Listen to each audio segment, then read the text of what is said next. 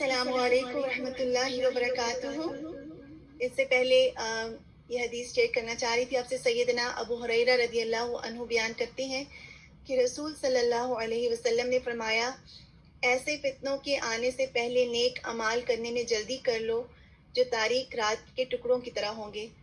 آدمی صبح کے وقت مومن ہوگا تو شام کے وقت کافر، جبکہ شام کے وقت مومن ہوگا تو صبح کے وقت کافر، یعنی استقامت نہیں ہوگی۔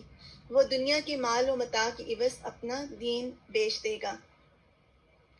اللہ سبحانہ و تعالی ہمیں ایسے تمام فتنوں سے محفوظ رکھیں جو ہمارے دین کو نقصان پہنچانے والے ہیں، کہ انسان کے دل میں دنیا کی محبت اتنی زیادہ بڑھ جائے گی کہ انسان دنیا کو حاصل کرنے کے لیے اپنے دین کو بھی قربان کر دے گا۔ تو ایسے فتنوں سے بچنے کے بارے میں اس حدیث میں کہا جا رہا ہے۔ اور ان تمام فتنوں سے بچنے کا جو بہترین طریقہ ہے وہ یہی ہے کہ ہم قرآن کو مضبوطی سے تھام لیں۔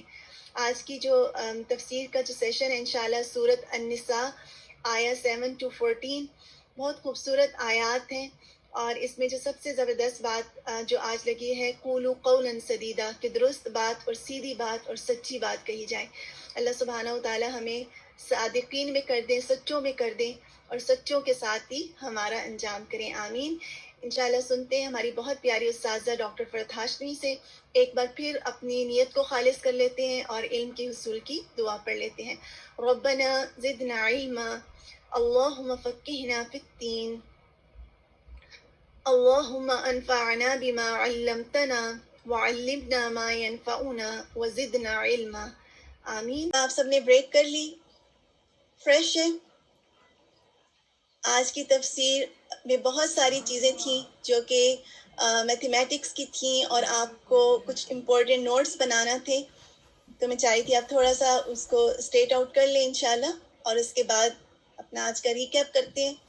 اعوذ باللہ من الشیطان الرجیم، بسم اللہ الرحمن الرحیم، رب اشرح لی صدری ویسر لی امری واحلل عقدۃ من لسانی یفقہوا قولی، ربنا زدنا علما، اللہم فقہنا فی الدین، آمین۔ اچھا یہ بتائیے کیسا لگا آج کا لیکچر آپ کو؟ کس چیز کی یاد بہت زیادہ آئی اور کس چیز کا احساس شدت سے دل میں آیا؟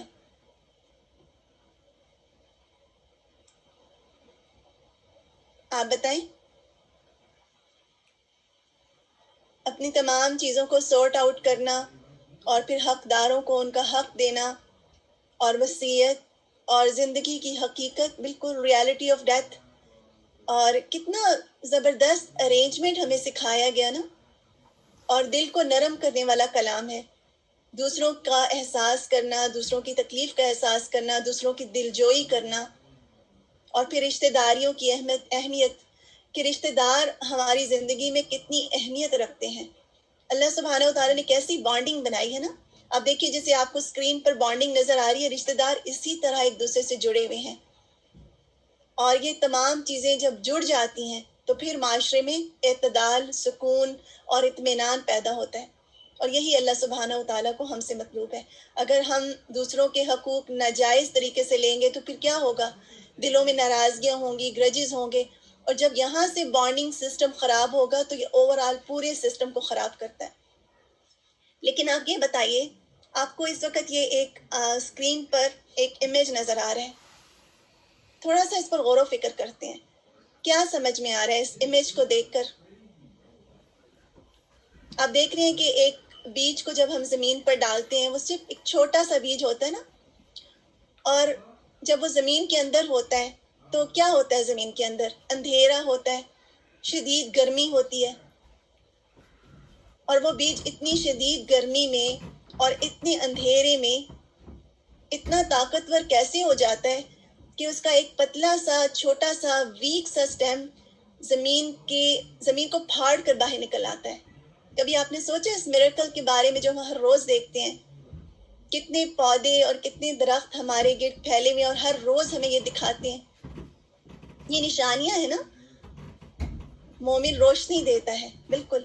اور دیکھیں کہ اسی طرح جو اللہ سبحانہ و تعالیٰ نے ہمیں یہی سکھایا نا کہ کائنات پر غور و فکر کرو، تو آپ سوچیں کہ اس میں ہمیں ہمارے لیے کیا سبق ہے؟ کیا یہ بیج جو چھوٹا سا بیج تھا، کوئی سوچ سکتا ہے کہ ایک دن اتنا طاقتور ہو جائے گا کہ زمین جو کہ ہارڈ لینڈ ہے اس کو پھاڑ کر باہر نکل آئے گا؟ تو یہ کیسے ہوا؟ آپ بتائیے کیسے یہ ہو گیا کہ اس میں اتنی طاقت کیسے آ گئی؟ چلیے آپ کا امتحان ہے. اللہ سبحانہ و تعالیٰ کا حکم ہے بالکل. اور اس میں ہمارے لیے سبق کیا ہے؟ اللہ سبحانہ و تعالیٰ کی مرضی سے بالکل. اور بتائیے اللہ تعالیٰ کی مدد سے.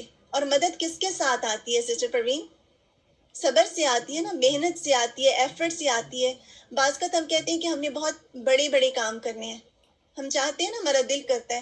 اور آپ ہمیں بہت ساری مثالیں بھی دی جاتی ہیں. بڑے بڑے لوگ جیسے صحابہ کرام ہیں، اور جتنی بھی جو لوگ ایون اب سلیبریٹیز دنیاوی طور پہ بھی جن کو دیکھیں، اگر وہ کسی مقام پر پہنچے ہیں تو کیا وہ خود بخود پہنچ گئے ہیں؟ اس کے پیچھے ان کی سیکریفائس ہے، اس کے پیچھے ان کا ہارڈ ورک ہے، اس کے پیچھے برداشت ہے، اس کے بعد دوسروں کو معاف کر کے آگے بڑھتے چلے جانا ہے، اور اس کے بعد اچھائی پر استقامت ہے. اب بتائیے کیا یہ سارے کام آسان ہیں؟ یعنی محنت کرنا، قربانیاں کرنا، برداشت کرنا، درگزر کرنا، اور پھر اچھے کاموں پر استقامت اختیار کرنا مشکل ہے، یہ آسان کام نہیں ہے. لیکن جب ہم ایسی مشکلات سے گزر جاتے ہیں، اور بالکل اللہ سبحانہ و تعالیٰ کی مدد کے ساتھ، کیونکہ ان اللہ مع الصابرین، اللہ تعالیٰ صبر کرنے والوں کے ساتھ، توکل کرنے والوں کے ساتھ، معاف کر دینے والوں سے محبت بھی کرتا ہے، ان کے ساتھ بھی ہوتا ہے. تو اس میں آپ دیکھیے کہ سب سے پہلی ہماری جو زندگی کا آغاز کہاں سے ہوتا ہے؟ ایک بچہ جب آنکھ کھولتا ہے تو کہاں کھولتا ہے؟ خاندان میں کھولتا ہے نا. تو اگر وہ خاندان کے ساتھ یہ تمام چیزیں ہم اپلائی کرتے ہیں، دیکھیں آپ رشتہ داریوں میں کتنی تکلیف آ جاتی ہے نا. اور اگر ہم برداشت نہ کریں، معاف نہ کریں، اور ایک دوسرے سے ناحق ایک دوسرے کا حق لینے لگیں، تو آپ بتائیے کہ ایسے پھر ہم بڑا کام کر سکیں گے؟ پھر تو ہم بڑے کام نہیں کر سکیں گے، ہم تو وہیں رک جائیں گے.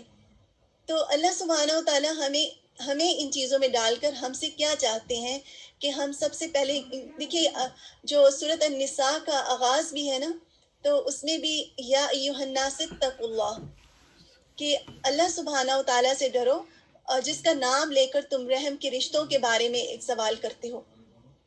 یہی بتایا گیا نا. تو سب سے جو ہماری کاموں کی بنیاد ہے اس کا آغاز تو یہیں سے ہوتا ہے، بنیاد تو یہیں سے پڑتی ہے. تو یہاں سے کام کرنے کی ضرورت ہے کہ صبر، برداشت اور رشتہ داریوں کے ساتھ بنا کر رکھنا، اور اس کے بہت زیادہ اجر بھی ہے. اس کے بارے میں نبی صلی اللہ علیہ وسلم کی احادیث بھی ہیں. نبی صلی اللہ علیہ وسلم نے فرمایا الرحم معلقۃ بالعرش تقول من وصلنی وصلہ اللہ ومن قطعنی قطعہ اللہ. جو رحم کا رشتہ ہے وہ عرش کے درمیان ایک طرح سے جس طرح کوئی چیز لٹکی ہوتی ہے نا، اس طرح سے ہے، معلق ہے. اور وہ کہتے ہیں کہ جو رشتہ داریوں کو بنا کر رکھے گا، یعنی مجھے جوڑ کر رکھے گا، اللہ تعالیٰ اس سے جڑے گا. یعنی اللہ تعالیٰ بھی پھر اس کو جوڑے گا، اس کا تعلق اللہ تعالیٰ سے مضبوط ہوگا.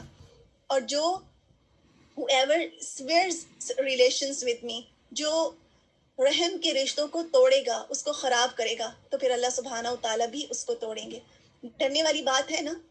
تو اور آپ نے دیکھا ہوگا کہ بہت سارے لوگ جب اسلام کی طرف آتے ہیں تو ان کے اندر جو بہترین کوالٹی ان کے سراؤنڈنگ کے لوگ محسوس کرتے ہیں، وہ یہی محسوس کرتے ہیں کہ ان کے رویے میں نرمی آ گئی ہے. بہت سارے ایسے لوگ ہیں جو کانورٹس ہیں، ان کے بارے میں سنا تو ان کے پیرنٹس وغیرہ جو ان کے گھر والے ہوتے ہیں ان کے بارے میں کہتے ہیں کہ جو بہترین تبدیلی انہوں نے ان میں نوٹس کی وہ ان کی والدین کی عزت کرنا، احترام کرنا، اور پھر تعلقات کو نبھانا. تو یہ چیز سب سے پہلے آتی ہے. تو اس میں بھی ہمیں اپنے آپ کو چیک کرنا ہے انشاءاللہ. ہمیں خود کا، کیونکہ قرآن ہمیں محاسبہ کرنا سکھاتا ہے نا، تو ہم نے دیکھنا ہے کہ کیا میں اپنے تمام رشتہ داروں کے ساتھ کے بارے میں اپنے دل میں کوئی گرج تو نہیں رکھتی. اگر ہے تو پھر ان کو اللہ کی خاطر معاف کر دیں. یہ چھوٹا سا ہوم ورک نہیں ہے، یہ بہت بڑا ہوم ورک ہے. تو اس پر انشاءاللہ آپ سب اپنا محاسبہ کریں اور اپنے اپنے دلوں کو صاف کریں، بلکہ ان کے لیے بخشش کی دعائیں کریں. آپ کو معلوم ہے کہ جب ہم ٹالرنس کرتے ہیں یا برداشت کرتے ہیں، اس کے لیے بڑا بننا پڑتا ہے. دل کو بڑا کرنا پڑتا ہے، اور جب دل کو بڑا کرتے ہیں تو آپ کی صبر اور برداشت اللہ سبحانہ و تعالیٰ ان کے دلوں میں نرمی ڈال دیتے ہیں آپ کے لیے، اور آپ محسوس کرتے ہیں اس نرمی کو کہ یہ کہاں سے ہو گیا. تو اس کے لیے پھر پہلا سٹیپ آپ کو اٹھانا پڑے گا. اور نبی صلی اللہ علیہ وسلم سے ایک شخص نے شکایت کی کہ میں اپنے رشتہ داروں کے ساتھ بناتا ہوں، وہ مجھ سے توڑتے ہیں، میں ان کے ساتھ اچھا کرتا ہوں، وہ مجھ سے برا کرتے ہیں. تو حدیث کے مفہوم کے مطابق نبی صلی اللہ علیہ وسلم نے فرمایا کہ اگر تم ایسا ہی کرتے ہو جیسا کہ تم کہہ رہے ہو تو گویا تم ان کے منہ پر خاک ڈال رہے ہو. یعنی کرنے کا کام کیا ہے کہ اپنی طرف سے اچھے کرتے چلے جانا. جہاں پر کوئی بھی غلطی کرے گا تو اللہ سبحانہ و تعالیٰ پھر ہر ایک کے اوپر نگہبان ہے، رقیبہ.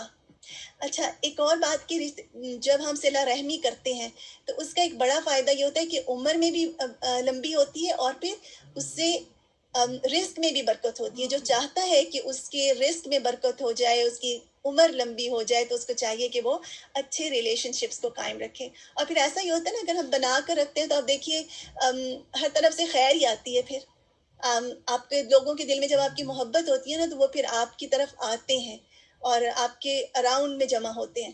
تو یہ بہت ضروری چیز ہے. اللہ سبحانہ و تعالیٰ ہم سب کے کیونکہ ہم میں سے ایک ایک شخص ذمہ دار ہے نا، ہمارے رشتہ داروں جو ہمارے سرکل میں ہیں، تو وہاں وہاں اپنے کام کو دیکھیں، وہاں وہاں اپنے آپ کو اندر سے چیک کریں انشاءاللہ.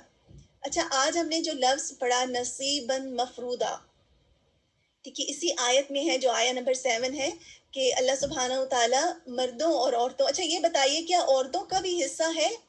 جب کوئی شخص فوت ہو جاتا ہے اور وہ اپنی فوت ہونے سے پہلے، اس دنیا سے جانے سے پہلے وصیت لکھتا ہے، تو کیا عورتیں بھی لکھ سکتی ہیں؟ لکھ سکتی ہیں نا، اگر وہ چاہتی ہیں تو وہ بھی وصیت لکھ سکتی ہیں. اور پھر اسلام نے آ کے کیا کیا آپ بتائیے. پہلے کیا ہوتا تھا؟ کوئی کسی کا بھی حق لے لیتا تھا، کسی کو بھی دے دیتا تھا، کسی کو محروم کر دیتا تھا. لیکن پھر اللہ سبحانہ و تعالیٰ نے یہ معاملہ اپنے ہاتھ میں لیا ہے. جو لوگ اس دنیا سے چلے جاتے ہیں ان کے مالوں کا پھر مالک اللہ ہے. اللہ تعالیٰ خود مرنے والے کے بعد ان کے مال کے حصے مقرر کر دیتا ہے. تو یہ حصہ عورتوں کا بھی ہے. اس میں یہ نہیں ہے کہ صرف جو طاقتور ہے اس کو حصہ دیا جائے. تو کچھ پوائنٹس ہیں، انشاءاللہ ان کو گو تھرو کر لیتے ہیں. بلکہ آپ سب کو سے کچھ یہ والے جو پوائنٹس ہیں یہ آپ کے سامنے موجود ہیں، کیونکہ ہمیں ہمیشہ ٹائم کو ساتھ میں لے کر چلنا ہوتا ہے. تو میں چاہوں گی کہ یہ پارٹس آپ اس کو دیکھ لیں، اور میں کچھ سوال آپ سے کرنا چاہ رہی تھی. اچھا یہ بتائیے کہ کیا وراثت کا علم حاصل کرنا فرض کفایہ ہے یا فرض عین ہے؟ کیا ہر شخص کو وراثت کا علم حاصل کرنا چاہیے، یا پھر کچھ لوگ کر لیں تو یہ سب کے لیے کافی ہو جائے گا؟ بنیش نے لکھا ہے عین ہے، سبین نے لکھا ہے فرض کفایہ ہے، صوبیہ نے کیا لکھا ہے؟ سب کو سیکھنا چاہیے. فرض کفایہ کا مطلب ہے بالکل سب کو حاصل کرنا چاہیے، کیونکہ نبی صلی اللہ علیہ وسلم نے اس کے بارے میں فرمایا کہ علم المراث اور قرآن خود بھی سیکھو اور دوسروں کو بھی سکھاؤ. لیکن اگر چند لوگ آگے علم سیکھ لیتے ہیں تو فرض کفایہ ہو جاتا ہے. دونوں ٹی وی کے ریموٹ اور ٹی وی پنکھا چلا.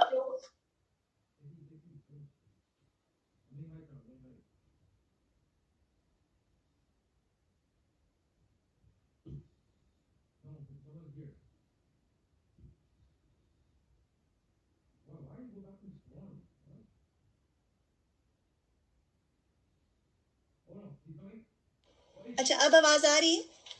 اعوذ باللہ من الشیطان الرجیم. اچھا یہ بتائیے ذوی الفروض کون ہے؟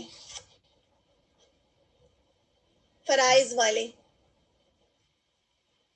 اب آواز آ رہی ہے؟ چلیں دیکھتے ہیں آپ کے نوٹس کیسے ہیں.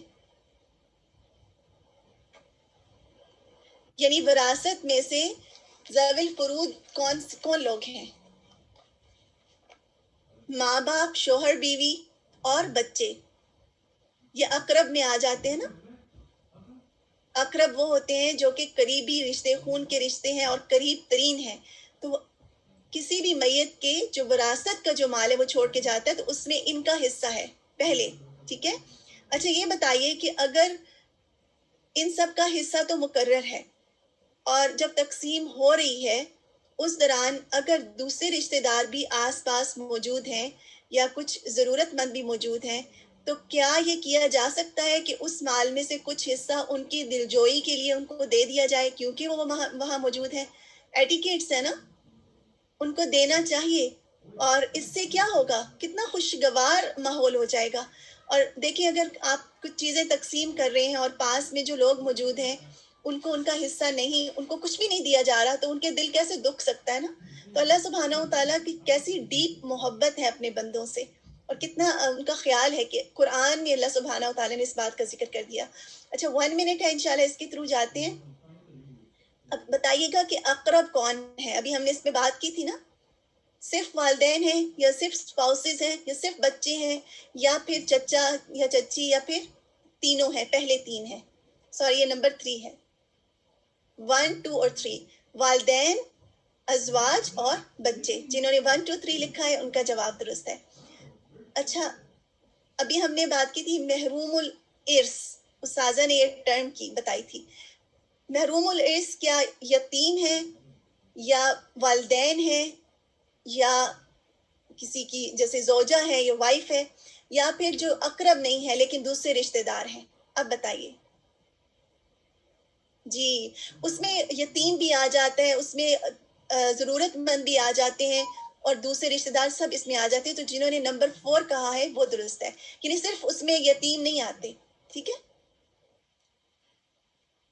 چلیے آپ کا جواب جنہوں نے 4 لکھا ہے ان کا جواب درست ہے. ایک اور چیز کہ قولاً سدیدہ کیا ہے. بعض اوقات کیا ہوتا ہے کہ ہم جب دوسروں سے بات کرتے ہیں یا معاملات کرتے ہیں، بہت غور سے یہ بات سنیے گا، تو جن سے ہم محبت کرتے ہیں تو ان کی جو باتیں درست نہیں بھی ہوتی ان کی بھی فیور کر جاتے ہیں محبت میں. کیا یہ درست ہے؟ کیا یہ قولاً سدیدہ ہوگا؟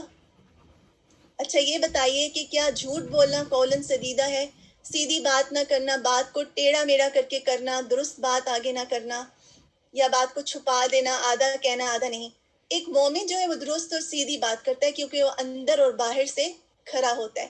تو لائنگ اس میں آ جاتا ہے نا، جھوٹ بولنا، تو یہ بھی قولاً سدیدہ نہیں ہے. اچھا بعض کا ہم جیسے یتیم بچوں کی بات کر رہے تھے، میرا 1 منٹ ہو گیا ہے انشاءاللہ. یتیم بچوں کی ہم بات کر رہے تھے، تو اگر یتیم بچے کسی کے انڈر ہیں اور وہ ان کا خیال رکھ رہے ہیں، اب یہاں تو ہمیں قرآن میں سکھایا جا رہا ہے کہ ان کے ساتھ انصاف سے معاملہ کرنا ہے، ان کے ساتھ سختی نہیں کرنی. تو کیا اگر وہ غلط بات بھی کرتے جائیں تو ان کو اتنی ناجائز محبت ہو کہ ان کو وہ بھی کرنے دیا جائے، یا پھر کسی بھی کے لیے بھی ہم اپلائی کر سکتے ہیں؟ تو کیا یہ قولاً سدیدہ ہے؟ نہیں ہے. اگر کوئی غلط کر رہا ہے تو ان کو بتائیں. اور نبی صلی اللہ علیہ وسلم کا بھی جیسے استاذ نے ذکر کیا کہ یہی طریقہ تھا، غلط بات کو درست، اس کی تمام جو اس کے نقصانات کے ساتھ واضح طور پہ بتانا فرمنس کے ساتھ، اور درست بات کو بھی فرمنس کے ساتھ بتانا، یہی قولاً سدیدہ ہے. اور سچائی کے ساتھ اور سیدھی بات کرنا. اللہ سبحانہ و تعالی ہم سب کو سچوں میں کر دیں، آمین. کچھ اور چیزیں اس میں بہت ساری چیزیں کرنے کی تھی لیکن ہمارے پاس ٹائم اتنا ہوتا ہے. امید ہے آپ سب اپنے نوٹس دوبارہ سے ان کو گو تھرو کریں کیونکہ بہت امپورٹنٹ لیکچر ہے، اور کچھ امپورٹنٹ چیزیں اور رہتی ہیں، اللہ تعالیٰ نے چاہا تو ہو سکتا ہے اس کے گو تھرو بھی ہم جائیں. اور آپ اس کو پڑھ لیجئے گا، آپ کے ساتھ شیئر کیا جائے گا انشاءاللہ. جزاکم اللہ خیراً کثیرا. اب آپ کا بہت پیارا سا سیشن ہے سسٹر شازیہ دورانی کے ساتھ دعائیں مانگنے کا. اب ہم نے جو پڑھا ہے اب اللہ سبحانہ و تعالیٰ سے دعائیں مانگتے ہیں کہ اللہ سبحانہ و تعالیٰ ہمیں اس پر استقامت دیں اور ہمیں نیکی کے راستے میں تیز کر دیں، غلط کو غلط اور صحیح کو صحیح. عزیزہ حسن بارک اللہ فیکم. جزاکم اللہ خیراً کثیرا. السلام علیکم ورحمۃ اللہ وبرکاتہ.